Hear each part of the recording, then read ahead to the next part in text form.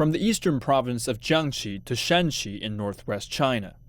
Harrison Salisbury spent 74 days completing the Red Army's 12,500-kilometer route.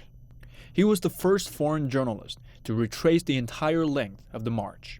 His son said Salisbury already was curious about China when he was a little boy. His greatest desire in his career was to follow in the footsteps of Chairman Mao and all the great heroes of the Long March and tell the story like it had never been told. And he knew that Ed Snow, who had interviewed Mao in Yan'an when Mao was in the caves there in 1936, I think, or 7, and he wrote letter after letter, importuned every official that he could get his hands on. I want to come to China. I want to take the Long March. For more than a decade, Salisbury made preparations and researched. In April 1984, the reporter finally set off in his 70s from Yudu, a major starting point of the Long March in 1934.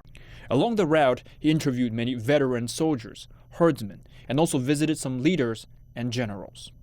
In an interview after his long march, Salisbury said, "Only I felt by traveling those 7,400 miles could I write an accurate account of the Long March. Only so could I convey some small sense of the ordeal of the men and women who made the march."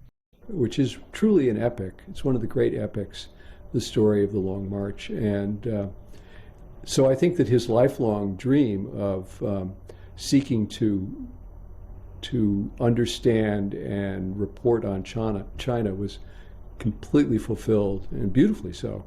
In 1985, his book, The Long March, The Untold Story, was published. Through the book, he showed the world a real image of China.